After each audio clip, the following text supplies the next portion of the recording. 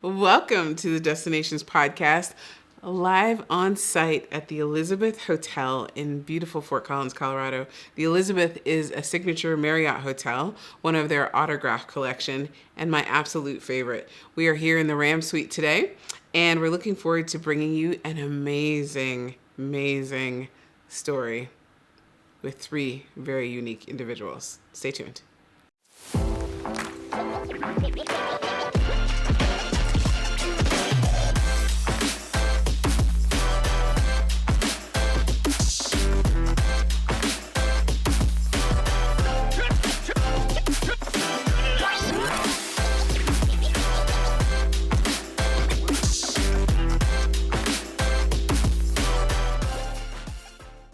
Welcome to another edition of the Destinations Podcast. I'm your host, Doni Aldine, and we're here with three fascinating women today who are going to talk about ancestral trauma. I say they're fascinating, and then I'm thinking about what I'm going to say next, and it sounds very dramatic, but we're going to talk about ancestral trauma. We're going to talk about cultural integration with genes and DNA, and we'll talk a little bit about not parent expected and how people's cultures may change when they find out their ancestry or their parentage is a little different than they thought.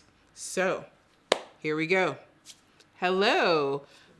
Paulette Bethel, Dr. Paulette Bethel, Rebekah Drumsta, and Brianne Kirkpatrick Williams. It's a mouthful. Or Bree for short. Nice to see you all again. We had the pleasure of having each of you on different episodes. Dr. Paulette, you've been on a few episodes, whether it was Negro Como Soy season 1 or the Destinations Podcast now. And it's always a pleasure. You always bring such great information. So today I'm excited to talk about this ancestral trauma. In the past, we've talked about NPE, not parent expected. This is how the three of you came together. So let's hear that story. Tell me how the three of you became intertwined. Oh, there's some fun stories that we're looking at. Yes, I know. Well, that's a very interesting one for us. Do you want to go? Sure. So in 2016, I started a private practice, Watershed DNA, and a website. And the purpose was to work with people who had done a consumer DNA test, like Ancestry or 23andMe, and got a result that they weren't prepared for or didn't really know how to interpret or what to do next. And through my work as a genetic counselor, we've run into NPE or not parent expected discoveries through medical genetic testing for decades. Like, this is not a new phenomenon. What's different now is that so many people are doing consumer tests, and the discovery can come out from a consumer test that now it's kind of like happening on a mass scale. So because of my personal family interest in genealogy, I got kind of brought in the genetic counseling and the genealogy, and it put me in a place to be working with people who made a surprise discovery. In my family, we've had surprise discoveries, not my immediate family, but we also used the testing to identify more family because my grandmother was a kinship adoptee. Mm-hmm. So there was, this goes back many generations for our family. And because I was working in this space around the same time that NPE Friends, now NPE Network formed, we just ended up crossing paths, and it was great. I love the work that they're doing. I think that the peer-to-peer aspect of NPE Network is a really great bonus that was not being provided before, really. So that's how I came to know. We actually met in an elevator. We met in an elevator. We happened to be staying at the same hotel before there was an interview in New York City, and you just happened to recognize faces from seeing stuff online. Yeah, it was like social media. I You're know other NPE people. I'm not an Yes. NPE, but because I work with NPE. But then our founder, Catherine St. Clair, and Brianne ended up being in the same interview in New York City, and we got to share a dressing room and shared contact information, see and Paul the rest McCartney is history. by accident in the hallway. Yeah, that was pretty exciting. Did you talk to I was him? like 8 feet away from Paul McCartney. Security guards don't allow you to do that. Yeah. Well, no, shoot. I usually talk to them. Though I just ran into Felicia Rashad in Trinidad and Tobago right here. I turned around and I said, it was not my most graceful moment.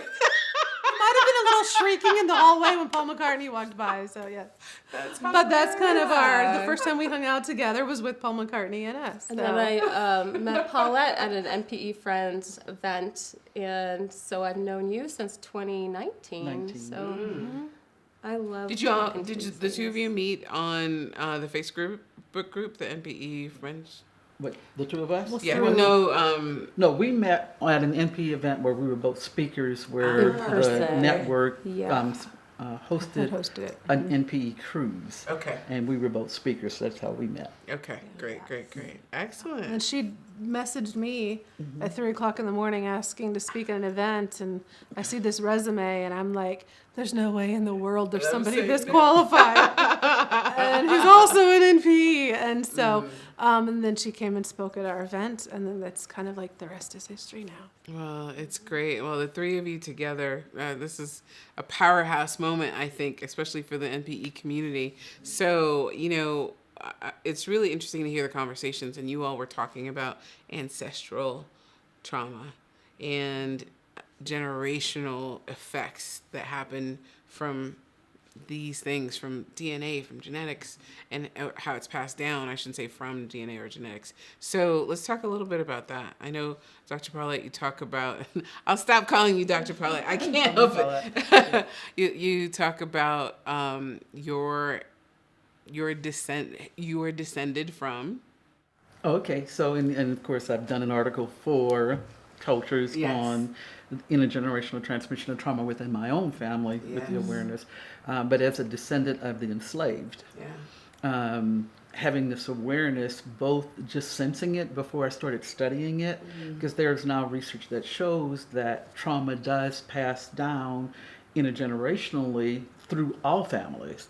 But when you have people who had like the Holocaust, for example, or the Trail of Tears, or enslavement, any of those really horrific events in our history, the research is showing that trauma does pass down both experientially, and I'll leave that part to the sciencey Brianne, explanation. but that genetically, that they're showing that it passes down. There's some pretty fascinating research that was done on people who were survivors of the Holocaust, that traumatic experience changed gene expression, and if I'm recalling correctly, it didn't show up in their children, but it started showing up in the grandchildren. Right, so that's like an example of epigenetic changes that are happening as a result of some really horrific kind of event. And we were talking, did you want to speak to that? Yeah, I can explain the biological mechanisms around that. So when a female fetus is forming its eggs inside the mother's womb, that is happening during so it starts with the grandmother, because the grandmother who is pregnant with a female child, that female child is producing eggs at that point. So what the grandmother's environment is, like if there's not enough food, if there's famine, that is impacting the fetal development and also the development of the eggs. And they found that a change in, it's something called the methylation pattern in the fetus's eggs can be detected. And so that's where that thought about how does the grandmother's environment affect her grandchildren. And we haven't seen that same effect in sperm, because sperm are produced like constantly, and women or females, XX, 46XX is the typical female chromosome complement, is what they say. Those are formed from the time that you're born. So you have all of the eggs that you're going to have at the time that you're born. Wow. I think, we were having a discussion of a lot of spiritual environments talk about when you heal yourself, you heal 7 generations forward and 7 generations back. And I was mentioning that I had just recently read an article. I couldn't remember if it said that 6 or 7 generations of DNA are within your body. But then we came upon, at the very least, it's 3 generations, right? Yeah. Because of this not phenomenon, but of this effect. And I think that's something that's important for people to remember, because when someone talks about what happened to their parent or to a grandparent and how they can literally feel it in their bones, you know, people talk about feeling what their ancestors felt. There's some science that backs that up. Yes, and I'm not as current on anything recently that came out, so I'll have to look into that to see where that's and coming then you'll have to from. tell me, because I really should have saved the article. I wonder if this, so I'm also a genetic genealogist, which is a person who uses DNA testing in combination with family trees to figure out like how people are related.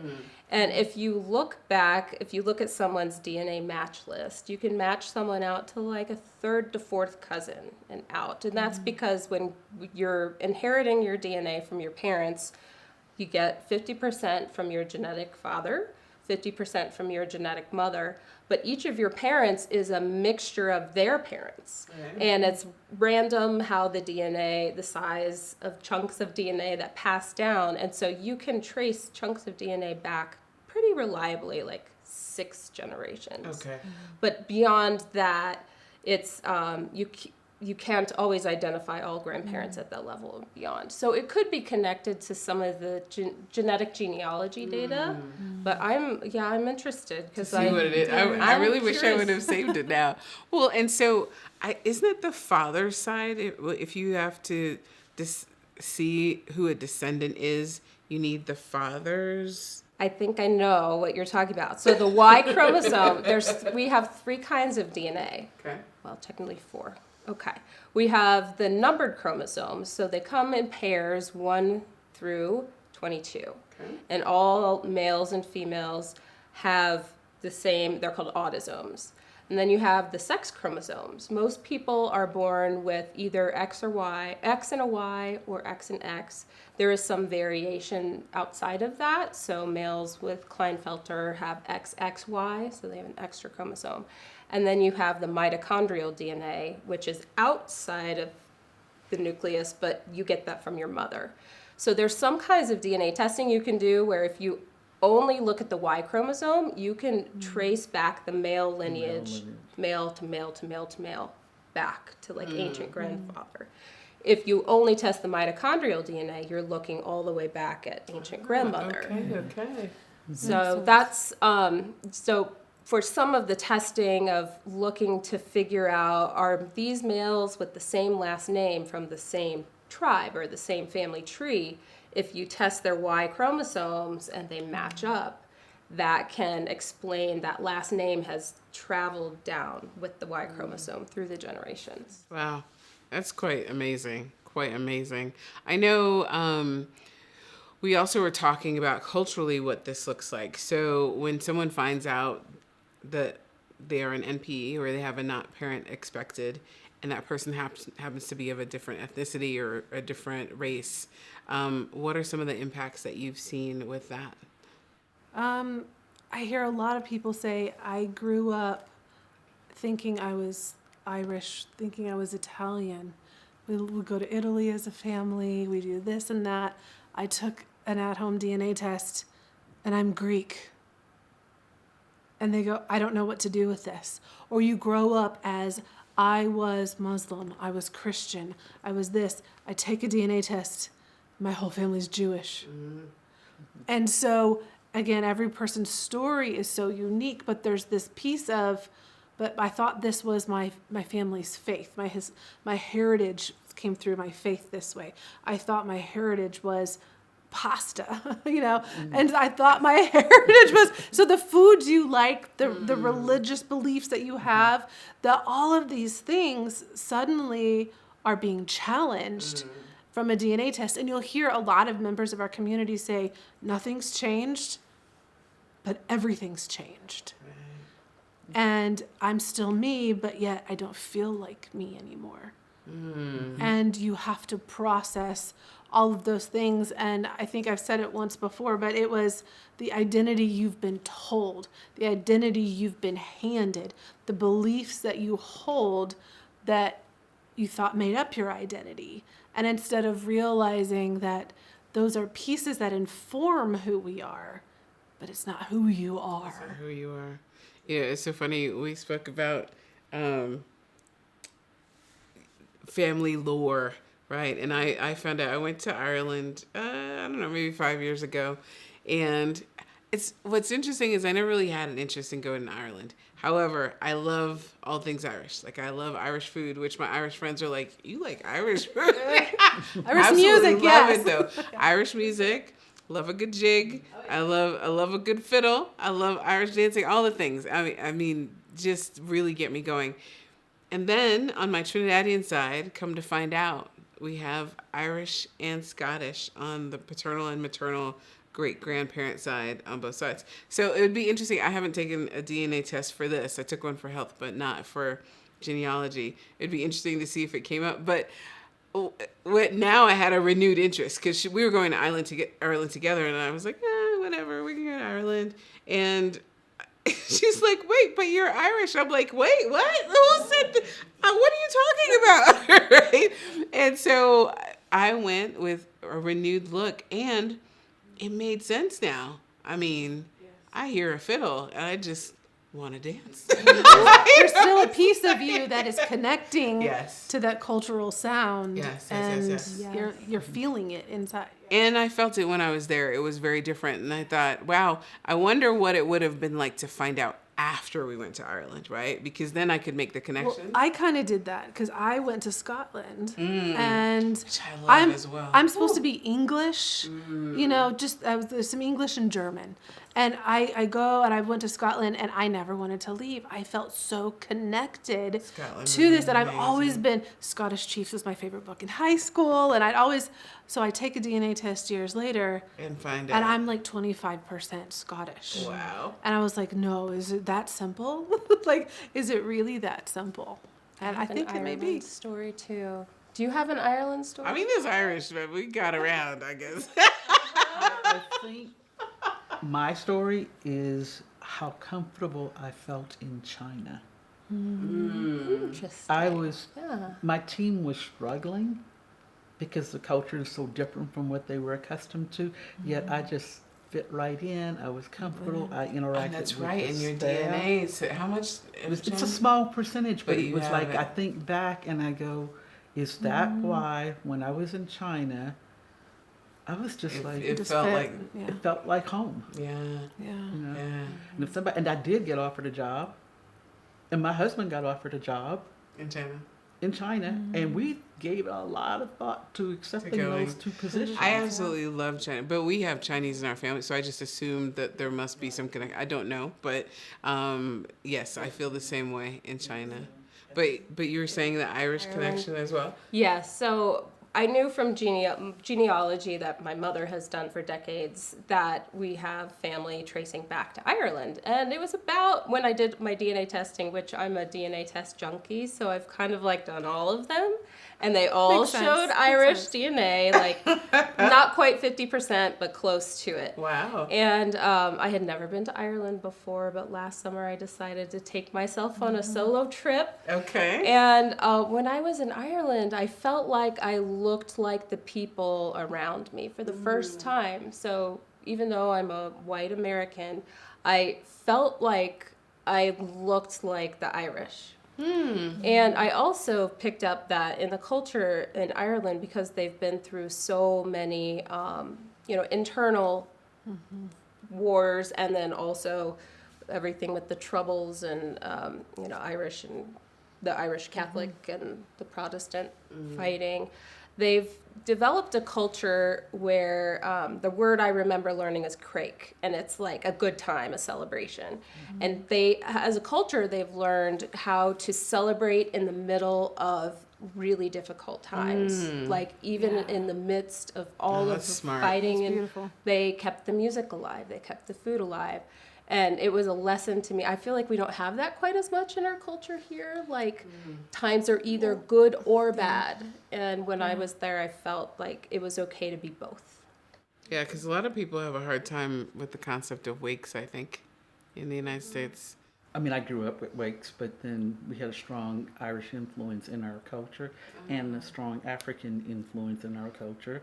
So both those cultures, Wakes, as you know, or so I grew up with them, and I liked going to them too.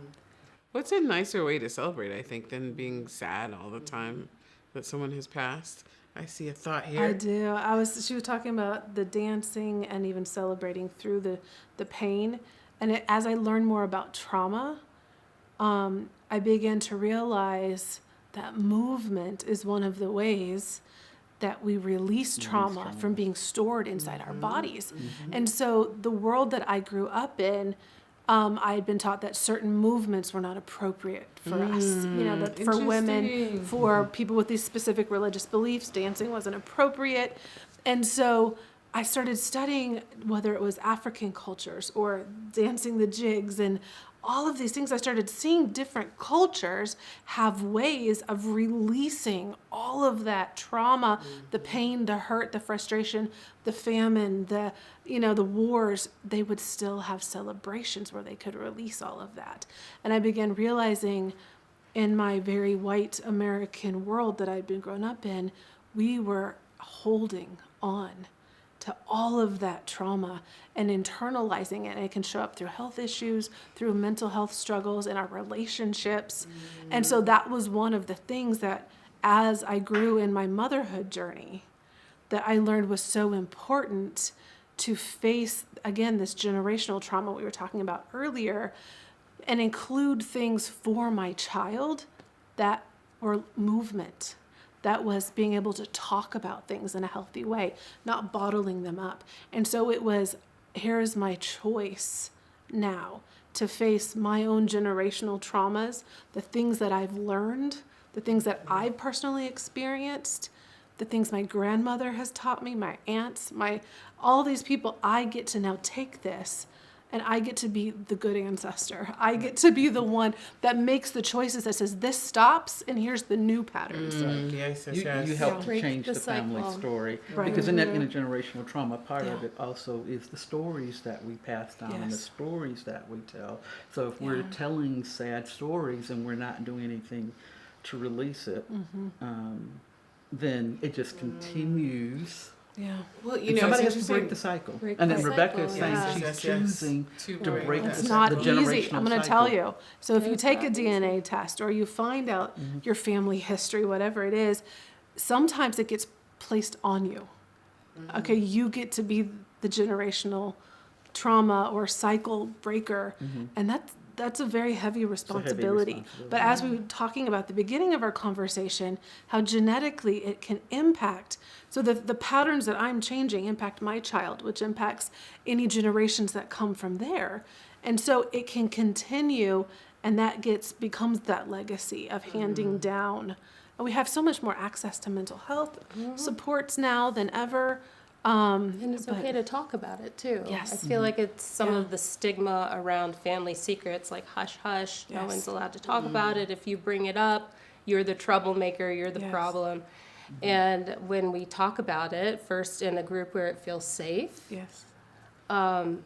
it makes it easier to start talking about it in bigger spaces where maybe it hasn't come up before. Well, we were even talking the other day about privacy versus secrecy. I think Catherine St. Clair, our organization founder, mentioned that about how the family secrets, that can be very damaging. But there are times when things are kept private for our family. It doesn't need to be known by the public. Right. But we're not keeping a secret because it's something filled with shame. That Right. we're supposed to embody that shame of something that happened to someone or a choice that someone made. But the privacy versus secrecy idea, I really liked that one to help us kind of differentiate between why are we not telling people this? Is it just private or is it something filled with shame that we want to hide? Well, that shame aspect is something that's shared in the TCK community as well, where you're shamed into behaving, you're shamed into accepting that this is a person you're supposed to be, or people who... Conformity. Exactly. And, I wonder, as you're talking, I'm thinking of all, I'll tell you what, I am fortunate to be around the world, and Americans are wound pretty tightly. Like, as you're speaking, I'm thinking, I wonder if this is partially why, like, generations upon generations upon generations of insularity and just keeping, you can't say this, you can't do this, you keep it locked down. Think about how this country was founded and who, like the Puritans, right? And how that integrated into the American culture, and it's become part of our national identity that, you know, came out of experiences of people and protection. You know, a lot of the secret keeping it's about protection. It doesn't mean it's not damaging. It doesn't mean that it's not destructive or disruptive. But, you know, in many ways it may be, I'm keeping this secret because I don't want to be shamed. I don't want to deal with shame. I don't want my child to have to deal with the shame of my actions. So we keep it secret, right? It's survival, can I interject too. something too? I wanted, when you guys were talking earlier about the changes. In the work that I've been doing since becoming a part of this community, one thing that I'm very aware of, and this also kind of connects back into that TCK world and work, right, is people are being just as much impacted by a major religious change or a cultural change or an ethnic change or a racial change. And so I think when I first started this work, I thought, well, if you find out that you're really half black or you're really half white, because that's happening in our community, that would be disruptive, right? But then as I work with people and I'm in the community, you know, and people are telling and sharing their stories, is a religious change. Especially if you find out, well, I was raised Southern Baptist and then I find out one of my parents is Jewish. Now your whole sense of who you are, where you fit, and then you have people who find out maybe that they're part Jewish and they want to learn everything about that culture and how they connect or relate to it or not. And you have other people who are like, no, I don't want to have anything to do with that. And then anything in between. I don't know if that makes sense to you. Or you know, like in my case, that no longer Latina, right? Am I really no longer a Latina? Right.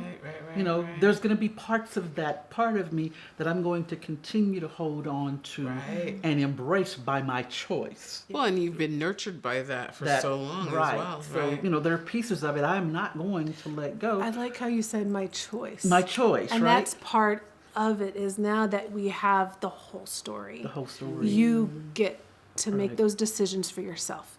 It's no longer just what you've been told, just what you've been allowed to do. Right. It's you get to make these choices for yourself. So I like that you brought that up. You know, and you get to make the choice to say, I'm going to reject it all. But, you know, and then whether or not, and some people will say, you know what? This is who I am. Yes. This is how I was acculturated. This is how I was raised. This is the identity that was given to me. And I'm okay. Right? And you know what? And if you are okay, that's okay. Yes. If that makes sense. But yeah, as long as you're settled within yourself, that's within really yourself. what matters. And, you know, as we're talking about a nation of tightly wound people, if you can have that comfort with yourself, if you are able to be authentic in who you are and not have shame or any kind of conformity that creates strife within your physical body, then that makes for a nation of happier people, right? And a family of happier people, or just a happier individual, if that's what you're left with. Because unfortunately, sometimes these secrets or these revelations leave people by themselves. Right. Yes. And it really does, you know, and unfortunately happens. This is why the network becomes so important. And, you know, and you know, we're all here in the U.S., but this is not just the U.S. It's global, yeah. It's global, and you have some cultures that have not been doing the DNA testing, but they're beginning to do it. So that's even adding to... When some cultures really had to accept, you know, there's times where you don't want to know what you don't know, right? And it's interesting when going back again to the TCK world. I always say this word incorrectly. I think it's kikojutsu in Japan, which is a returnee child. So it's what we call a TCK, right? They have a name for it. Yeah. And in the past, they really rejected that, and they would try to inculturate these inculcate right, these back into the children, culture. right? Because you're not Japanese enough anymore. We need to fix this. And they would have a transition phase where they would actually reacculturate them. They wouldn't put them back in regular schools until they felt like they had reintegrated them into the culture. But I have a feeling. But now they're embracing the gifts that come with having lived in so many different ways, cultures, places, and how it changes you, because you embody all of that and you're able to understand it easily, right? And so now they're seeing what a benefit that is, and working with people who can help them in other ways understand other cultures, understand other people, other ways of being. And so those are some of the good things that are happening as time moves on, which is good. And I've Which I'm hoping observed one day we'll be able to say For the same NPEs. thing, is that you find out that you're not who you thought you were, but societally that's understood as this is just part of the human experience, right? Right. yeah. So I have a Japanese host sister that I've known since I was in 6th grade. She came and stayed with our family. We went and stayed with hers, and she lived in Canada from the age of 8 to 12, which is a very impressionable age for someone in their identity. She became really fluent in English to the point that when she went back to Japan at age 12, she was speaking better English than her teachers, and this created problems for her because they didn't like being corrected by a student, by a child. And I still connected with her even as adults. And it's interesting to hear her talk about how as an adult, those 4 years when her identity was being developed so fully, and those impressionable years, that it's not easy for her because she's doesn't feel fully Japanese, but also isn't Canadian. So Well, it's so funny. Now, do you know much about TCK's Third Culture Kids? from what I have learned from Okay. Well, you pretty much just described it. Right?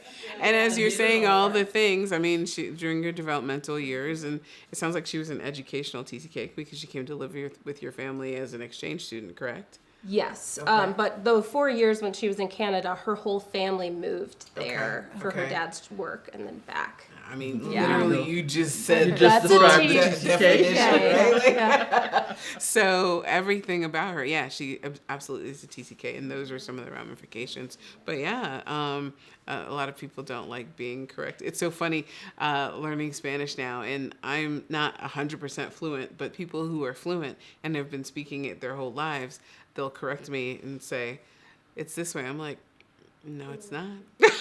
I remember her Like, using absolutely the didn't. example No, of the it's word not. towel. Her teacher was pronouncing it tawala, like 3 syllables. Yeah. And she's like, no, it's towel. And that word, for some reason, she's like, why couldn't he just say it the way I said it? He just got mad.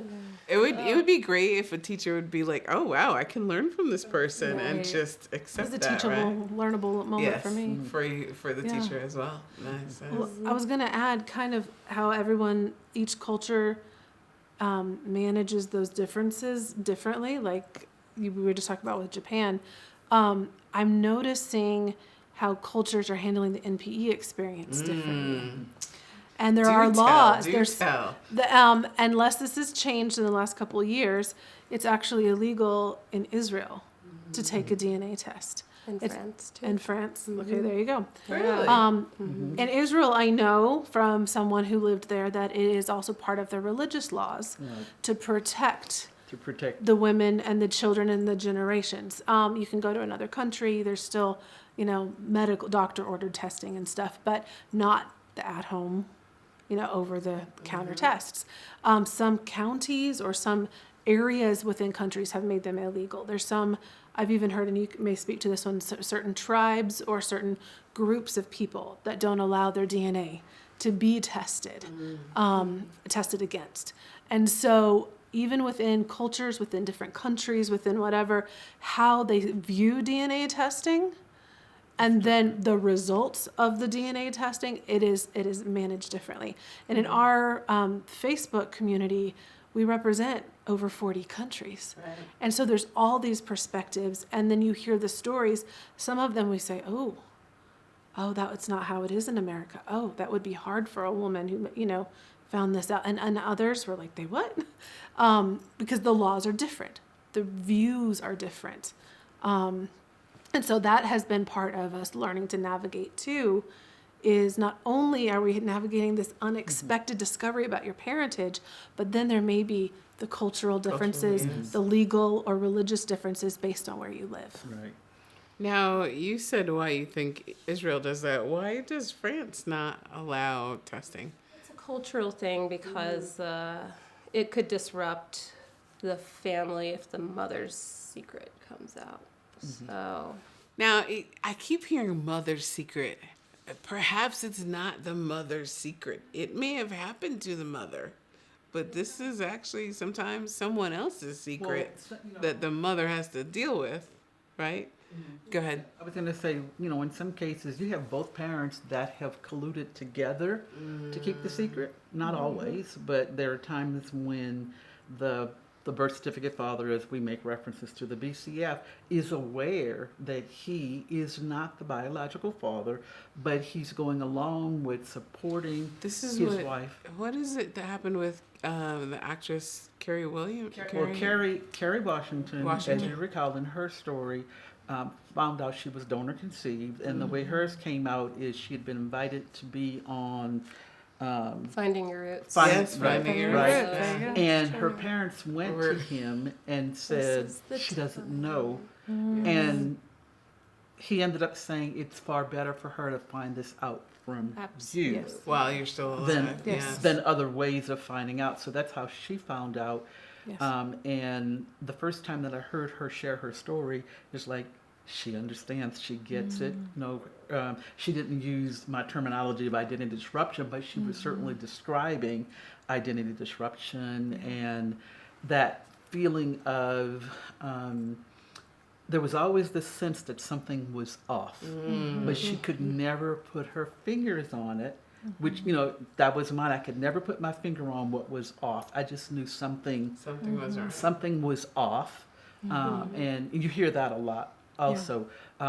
Tyler Perry, when he shared his story. Oh, I didn't realize. Yeah, it's the same thing. And have you seen, I'm going Was down all it these. his mother, Tyler Perry? Tyler Perry? Yeah. What was his situation? Was it his mother was adopted? Am I remembering? No, right? he's an NPE, Okay. but his mother may There's have also another been guest adopted. who was on the show, Right. and during the course of the show, they discovered the guest's mother Right. was adopted and not aware. And Okay. So And I'm seeing there more and have- more, like with the younger generation, they're finding out about the grandparents, right?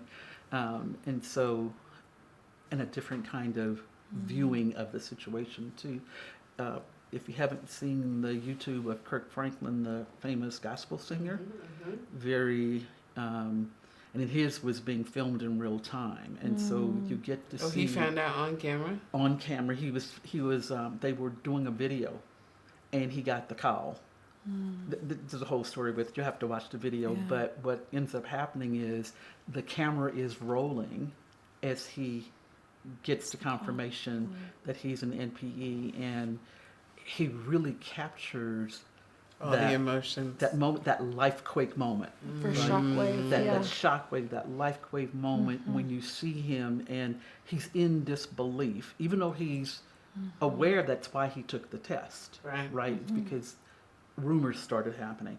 But it was that one thing for the dealing with the rumors, but then when it came down to it, he had a life quake moment. I think at your recommendation, I watched this TV show. I think it was on Hulu, and it was the Black best Cake. one.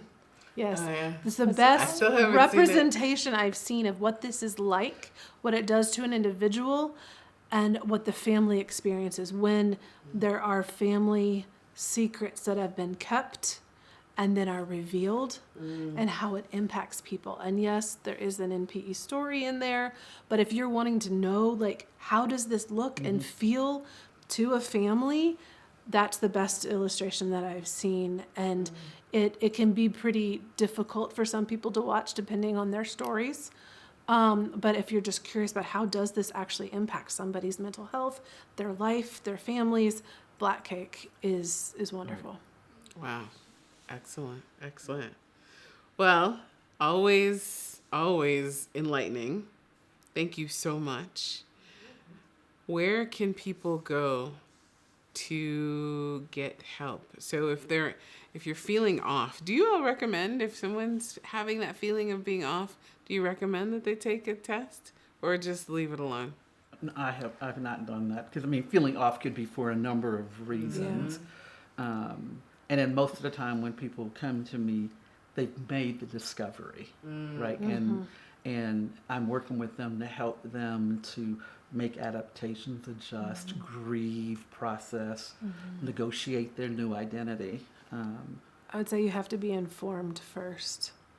You may have that sense, but you also need to be aware of what could be revealed.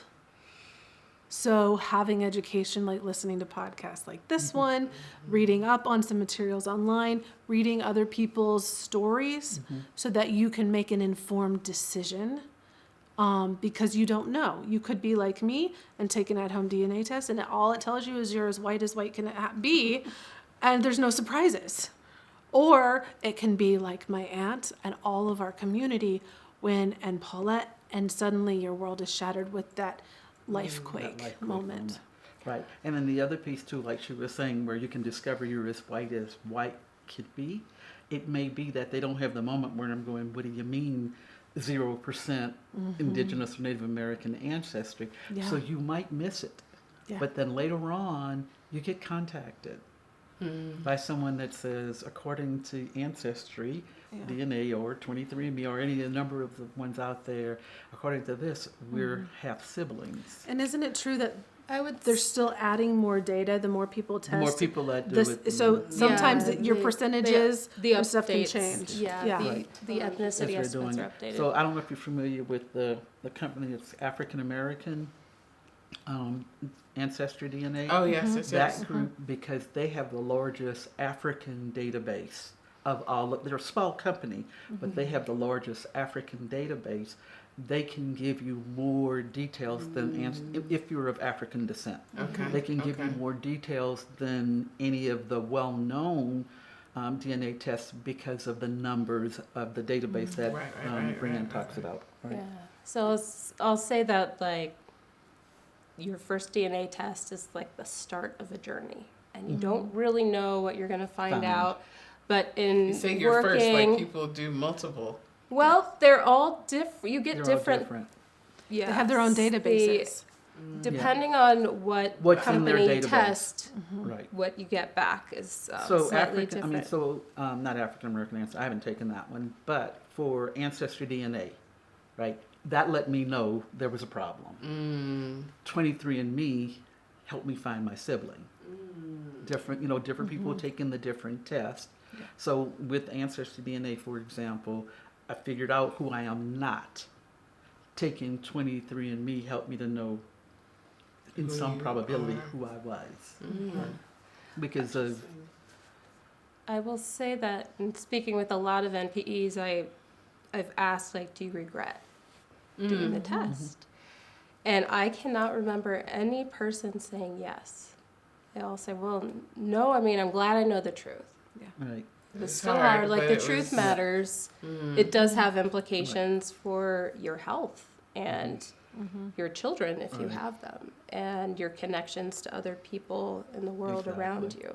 And I have worked with clients that absolutely regret taking the test. And I'm not going to go into any details because of privacy and confidentiality, but in those cases, it is so foreign and upsetting and shattering that they just wish that Pandora's box had never been opened. Wow. But this is why research like I've been involved with and Brianne's been involved with is so important, because now we can take that data to mental health professionals so that they can understand. So when that Pandora's box does get opened for someone, then they can find a therapist, they can find a coach, they can find a professional who understands and who gets it, and it's not foreign. They don't feel like they're alone when 10 years ago, if this had happened, they would have been on their own. Right. But now, because there are more resources becoming available to support individuals as they navigate this, either emotionally, mentally, or physically, as they have to contact people or go meet a new sibling or a biological father. We're even have some greeting cards now that are available. So what do you say? Like, you want to give a card to someone, but how do you say that? Yeah, Hallmark can't go to cards, Hallmark like, and just- there's no like. And Mother's Day and Father's Day, they Day, get complicated, birthday. right? Yes. Now what am I going to say? And Happy so, PE Day. right. Yeah. So anyway, so yes, that's why. Well, thank you. Thank you. Very enlightening. And I'm sure it'll help a lot of people. I look forward to, I'm sure we'll have many, many more NPE conversations. And I hope this was helpful as well as you look at your life and how you live authentically, whether it's coming from generational information within your body, as you learn about people around you, as you learn about your family. But whatever you do, definitely live with authenticity and make sure that you live in full color. Thank you.